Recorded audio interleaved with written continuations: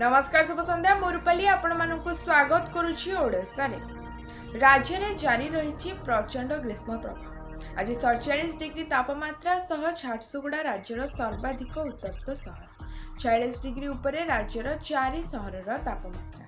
टिटलागढ़ में 46.5 डिग्री, बरगढ़ में 46.3 डिग्री, संबलपुर में 46.2 डिग्री, मालकानगिरी और सोनपुर में 45.6 डिग्री, भवानीपाटना में 45.5 डिग्री, बलांगीर में 45.3 डिग्री और हीराकुद में 45.2 डिग्री तापमात्रा रेकर्ड करा।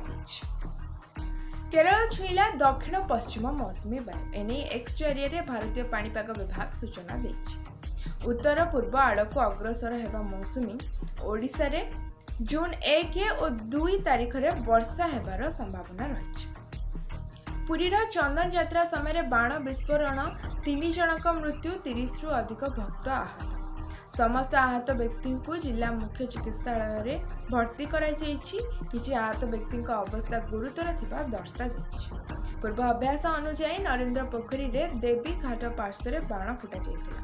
पोखरी जल क्रीड़ा देखा एकत्रित होइतिबा भक्तों उपरे विस्फोरण होइतिबा बाण पड़ जायतिला। मुख्यमंत्री श्री नवीन पट्टनायक आज पूर्वाह्न भुवनेश्वर सम अल्टिमेट हॉस्पिटल को जाई सेठारे चिकित्सित होइतिबा पुरीर बाण दुर्घटनार आहत मानक भेटिथिले।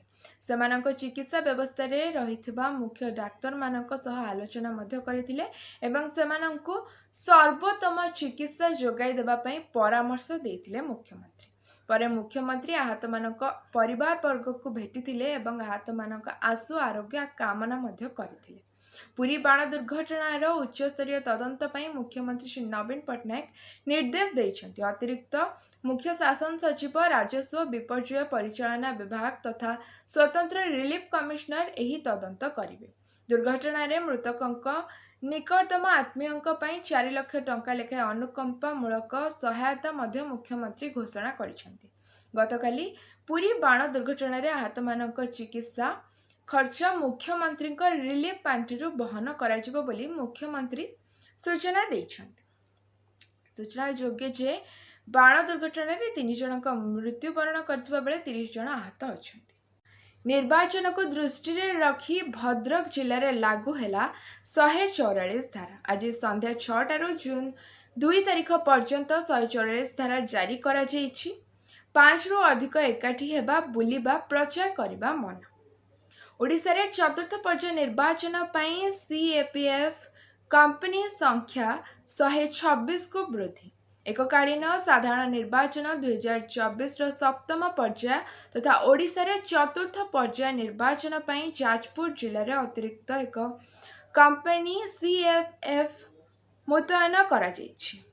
एहा पूर्वरु जाजपुर जिले रे 20 कंपनी सीएपीएफ मुतयन पई निष्पत्ति नै जायतिला। वर्तमान अतिरिक्त एक कंपनी सीएपीएफ मुतयन करा जायछि। पर जिले रे मोट 21 कंपनी सीएपीएफ मुतयन होई रहिबे।